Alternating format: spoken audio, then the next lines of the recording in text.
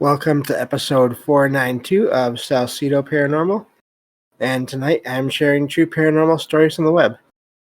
As always, you can find all episodes of the show, along with links to social media and other ways to contact me, at the podcast page, and that is salcedoparanormal.podbean.com.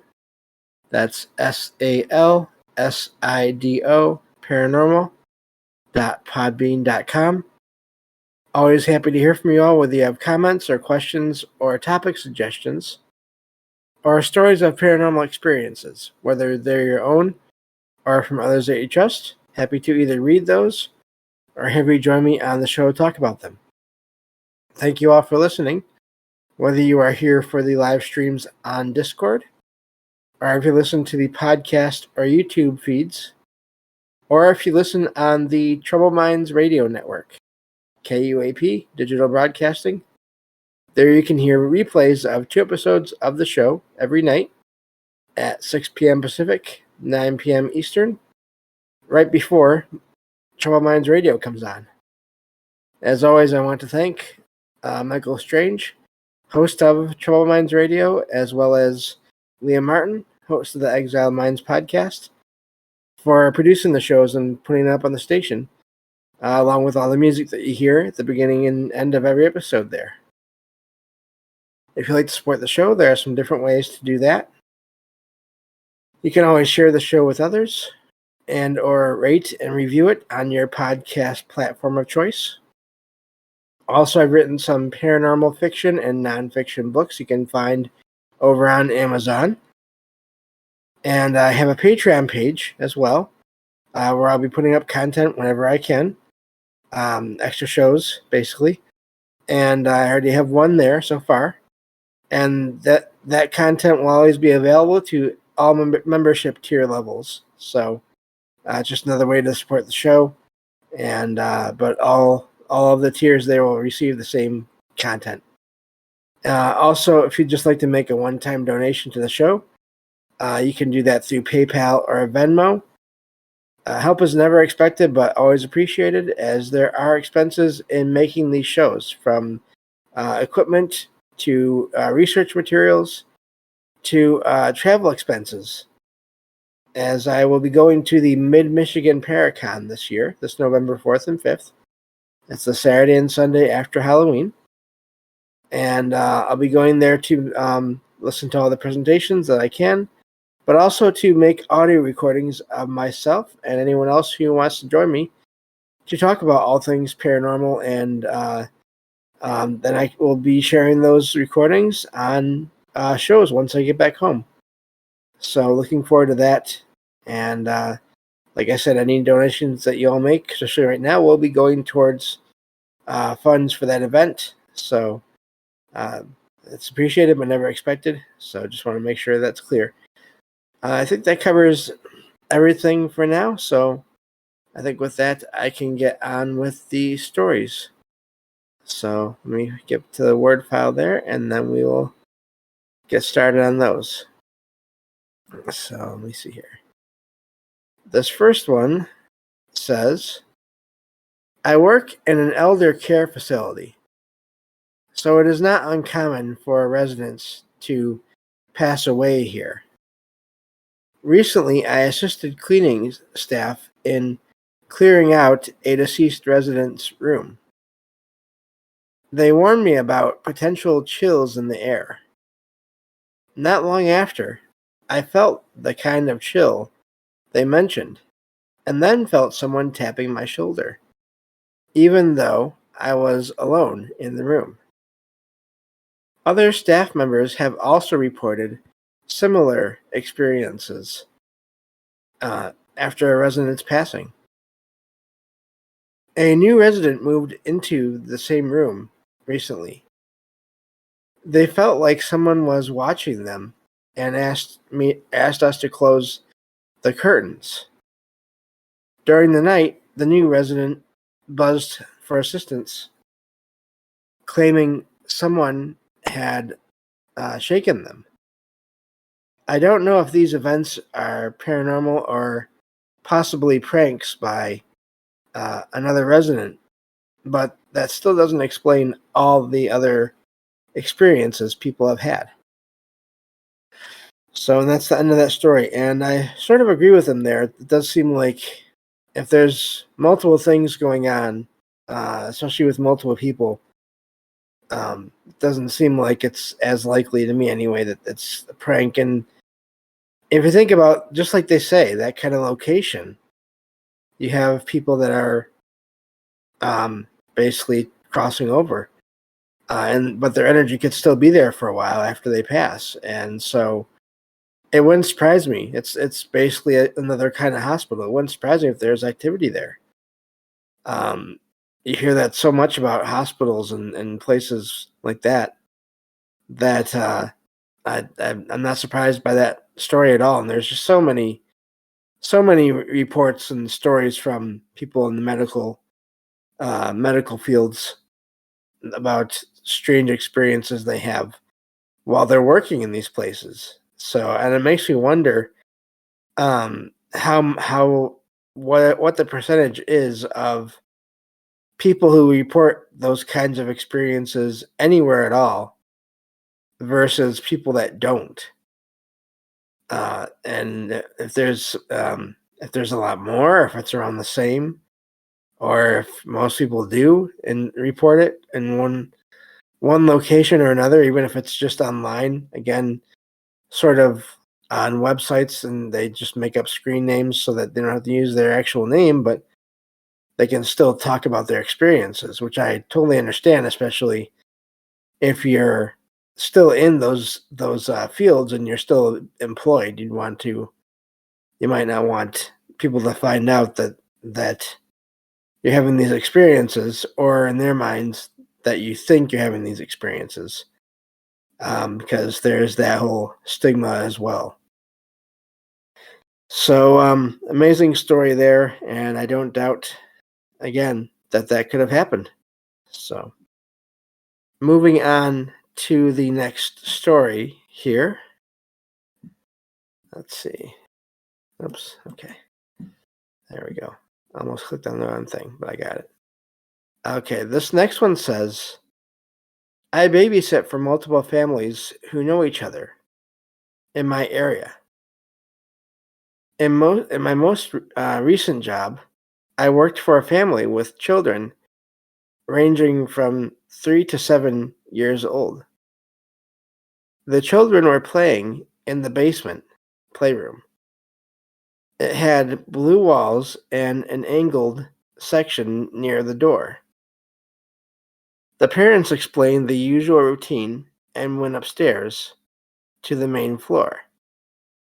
The children continued to play peacefully with building blocks.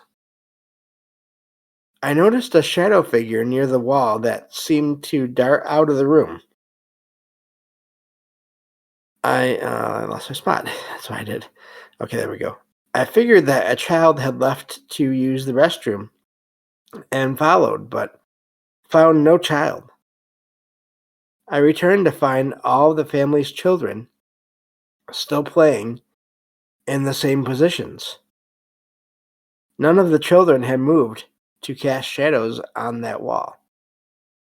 I explored the rest of the basement, but no one else was present. I asked the kids if they had friends over, but didn't get a real answer. The parents confirmed that there weren't any other children present. I then noticed that when the parents entered the room, their shadows left, and when they left, their shadows returned. I'm not sure what they mean by that, but anyway. But I never saw the shadow figure from earlier again. So it sounds like they saw an extra shadow that didn't belong to anyone, that was coming or going. Um, I wonder, it is odd in a way, just in passing, the idea that it was they were in the basement. So often you hear about stories of paranormal activity happening in basements or attics. But it sounds like it was the kids' playroom, and the kids didn't seem. The writer didn't say anything about the kids being frightened. So I don't. I don't know what else is going on there, but I wonder if it was just some entity or some person that, for whatever reason, wanted out of there, or and I don't know. Maybe they somehow just were passing through, and they didn't expect to find anyone there, and that's why they left. I don't know with that one, especially with nothing else happening. But that's that's a really neat story there that they weren't able to figure out the logical reason for this one shadow being there, or they weren't able to figure out where it went or where the whatever was casting it went. So it does sound like it was just a shadow figure or shadow on a wall that was there and then gone for some reason.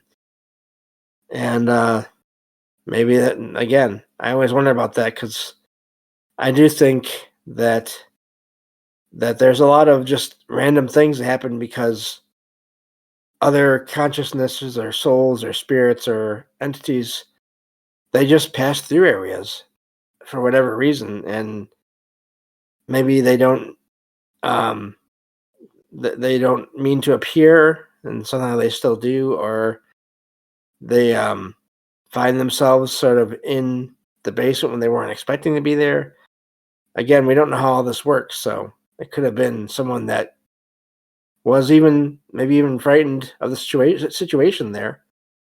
Turns out that, the sort of the cliche of the ghost was more frightened of the people than the people were of the ghost. And again, going back to the idea I was talking about, where what is a ghost? I think there's a lot of different things that can seem like one, and so sort of get grouped into that label. But labels are not always accurate, I don't think. So you can be confused. But I'd wonder about any other activity before or after and the location. Again, it doesn't say anything about that, so I'm wondering if there is none. And again, that just leads me more to the idea of someone passing through.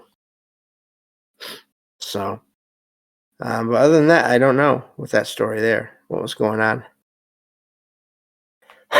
Excuse me. So let me see here. Let me move on to the next story here.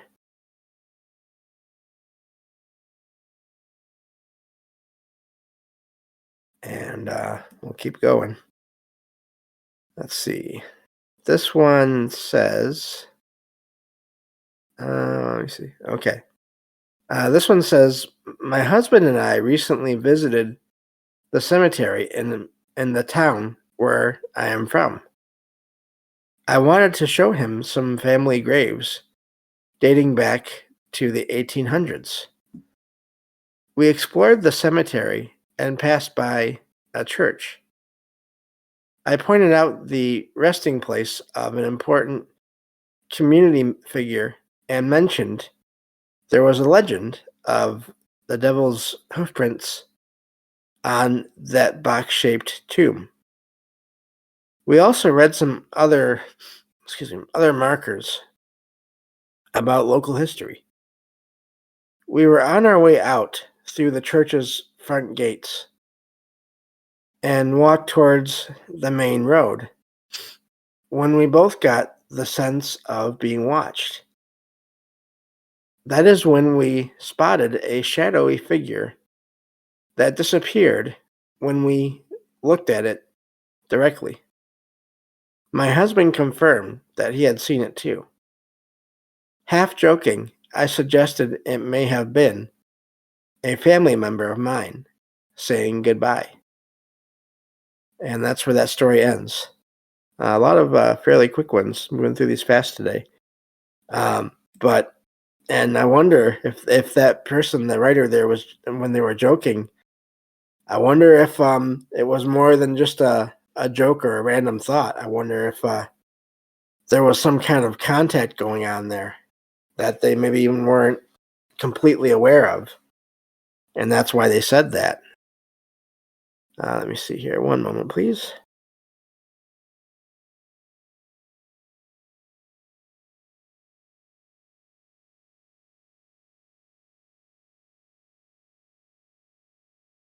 Okay, sorry about that. My nose is bothering me.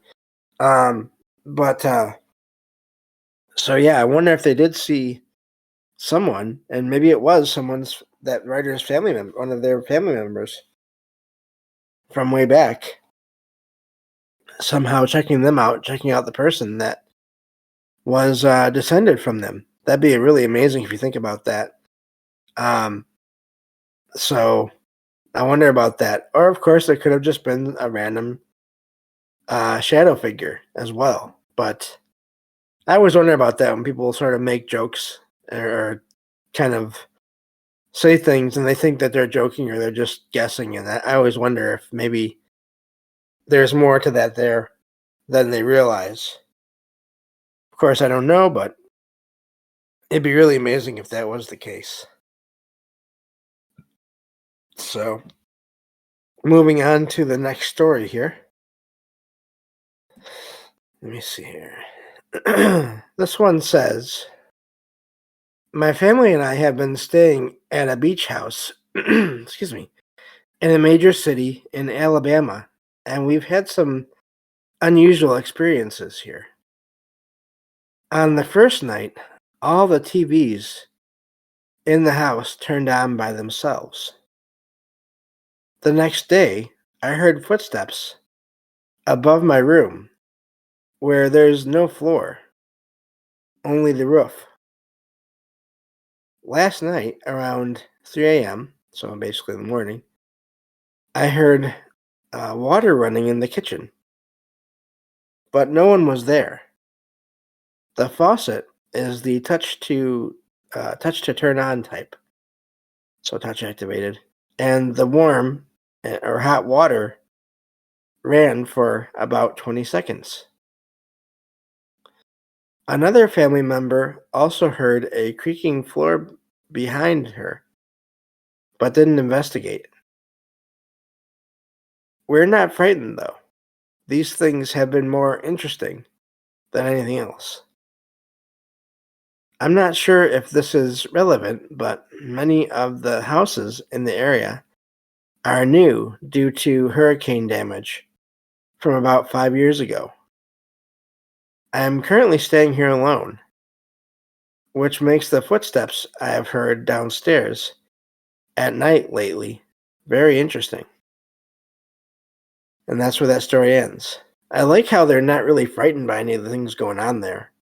Because I mean, I can understand if they're, I can understand them being frightened, especially if they've not had any experiences before. So then that makes me wonder: have they had experiences before? Are they a family that deals with this kind of thing all the time? And so these other things that are happening there, um, they're not frightening to them. I can sort of relate to that. I was thinking about that today. I actually heard one of those random bumps or noises in my apartment. I hear sometimes where I can sort of trace it, but not quite. And it's just gotten to the point now where I don't even always think about it much anymore now because it's just a sound. Unless there's something else that's going on with it, or around the same time, or some other important event, or maybe a sign, or some major thought I'm having, or something else to go with it. I just don't really think about those things much anymore now, but they do happen every so often. And I just note it, and then I just move on. I'm just doing whatever I'm doing. And so I wonder if that's sort of what this family, the writer in this family, if they're just at that point now, or if they just really, some people, it takes a lot to frighten them. So maybe that's the case as well. But so yeah, I don't know. Doesn't sound like anything major there. Just sounds like a lot of minor little things, which again, I can understand if some people say, "Well, that is major," and I guess it is really relative to one's experience. So, uh, going on to the next story here. This one says, "This happened to my father, not me. He was napping in his chair while I was away from the house at work. Something grabbed and shook his arm, and he initially thought it was one of his dogs. When he opened his eyes, he saw a completely white figure with a plastic-like appearance. The figure was smooth and had a head resembling a mohawk. I wonder if they mean hair, but I'm not sure. But lacked texture. My father was so shocked that he couldn't speak. The figure stood up briefly and then moved back into a corner and then went up and eventually vanished. My father is a veteran, military veteran, and found the experience difficult to understand. He is also not one to lie or exaggerate, so I don't know what to think about what he saw. And that's where that story ends, and I'm with the writer there. I have no idea how to describe or how to classify what he saw. I mean, other than just a figure of white. I wonder if they mean if he saw some kind of a figure of light that just wasn't giving off any light. I've heard of that. I don't really know with that one. I have no idea where to go with that. So, but it doesn't sound like he's one that has had other experiences before. So, that's also amazing if that's the case. And it makes you wonder why. What was the purpose for that? So, and again, I have no idea. But it sounds like it was something, and not something easily mistaken for. It's not something easily just written off, is what I'm trying to say there. So, beyond that, I have no idea. So I think I'll just go on to the next one's kind of long, so I guess I won't go on to the next one. So yeah, I don't know. I always wonder about that with these stories of things that don't fall into one of your usual sort of stereotypes or your tropes. That's not like a gray alien. It's not a cryptid Sasquatch, like a Sasquatch or a dog man. It's not an apparition or a ghost in the traditional sense. Doesn't really seem to fit into any category. And I always wonder about that. And then also the fact that it was just a one-time experience. So those are also odd in a way, to me anyway. So, but yeah, so that's basically going to cover all the stories for tonight. Yeah, I don't know. It seems like he was awake. When he saw the figure go up. So, PDG in the chat says, I wonder if it was sleep. That last one was sleep paralysis.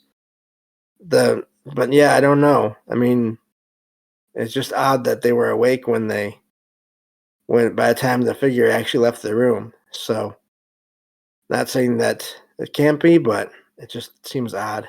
But, so yeah, I just want to remind everyone, please, in every episode description, you'll find links to both Mike and Rohan's shows, and please follow those and check those out. And also, every episode with a guest has their links in there as well. So please check out those. I always include Jen. I'm